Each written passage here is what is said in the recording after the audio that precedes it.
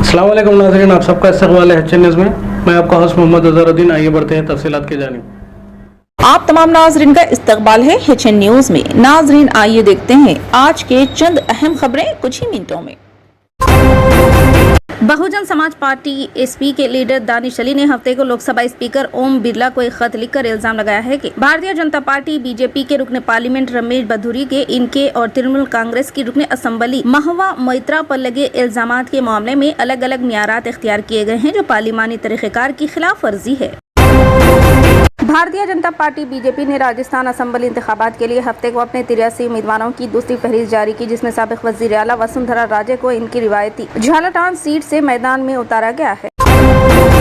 Telangana assembly इंतखाबात के नताइज के सिलसिले में मिशन चाणक्य की जानिब से सर्वे मुनक़िद किया गया, जिसके मुताबिक बीआरएस पार्टी तीसरी मियाद के लिए इख्तिदार में आने वाली है। मेरी रियासत मेरा वोट मेरा फैसला के नारे के साथ रियासत भर में ये सर्वे कराया गया है, जिसमें पता चला कि तेलंगाना के तमाम उम्र के वोटरों की एक बड़ी तादाद बीआरएस की तरफ झुकाव रखती है। सर्वे से पता चलता है कि असेंबली इंतखाबात में बीआरएस को 44.62% वोट हासिल होंगे, वहीं कांग्रेस 32.71% तक महदूद रहेगी। सर्वे में ये बात सामने आई है कि बीजेपी को सिर्फ 17.6% वोट मिलने का इम्कान है। ये आदाद व शुमार रियासत भर में पिछले 4 महीनों के वसी मुताले और 14 लाख लोगों की आराय जमा करने के बाद सामने आई है। सर्वे में ये बात सामने आई है कि अगर आज ही इंतखाबात होते हैं तो बीआरएस पार्टी कम से कम 76 सीटें जीत लेगी। सर्वे से ये बात मालूम हुई है कि बीआरएस पार्टी रियासत में एक बार फिर इख्तिदार में आएगी। हफ्ते को जारी होने वाली 2 सर्वे रिपोर्टों में पता चला है कि बीआरएस पार्टी 70 से ज्यादा सीटें जीत लेंगी। India TV facts marketing and research service ने असेंबली इंतखाबात पर अलग अलग सर्वे किया। इन दोनों सर्वे में ये जाहिर हुआ कि बीआरएस को आम अक्सरियत से ज्यादा सीटें हासिल होंगी।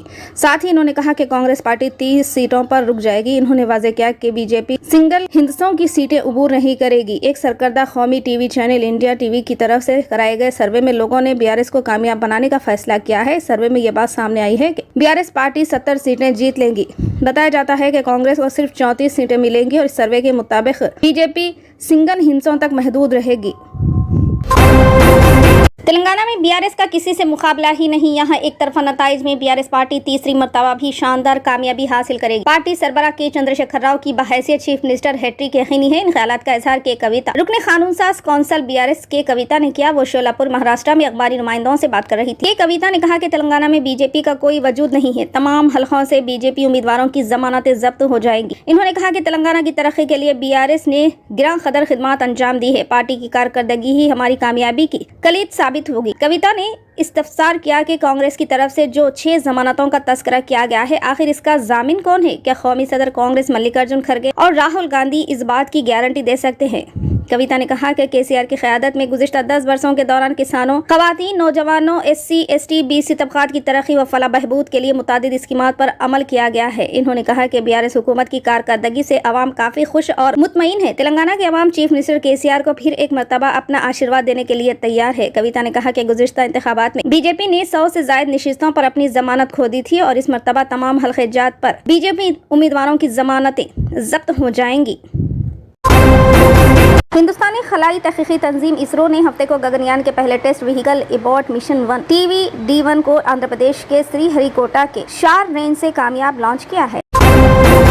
हिंदुस्तान ने आज जंग से तबाह फलस्तीन को इंसानी हमदर्दी की बुनियाद पर इमदाद सामान रवाना किया है। इसराइल और हमास जंग के नतीजे में फलस्तीनियों को काफी नुकसान उठाना पड़ा। हिंदुस्तान की जानिब से इमदादी सामान और हंगामी अद्वियात गजा भेजी गई। इंडियन एयरफोर्स C-17 तैयारियात जिसमें जरूरी अद्वियात, जराही का सामान, खैमे, सोने के बिस्तर, सैनिटरी गोलियां और दीगर जरूरी अशिया शामिल थी। गाजियाबाद के हिंदन एयरबेस से मिस्र के आल अरेश हवाई अड्डे के लिए रवाना हुआ। वजारत खारजा की तर्जुमान ने बताया कि सोशल मीडिया एक्स पर पोस्ट किया कि ये इंसानी मिशन के हिस्से के तौर पर भेजे जा रहे हैं।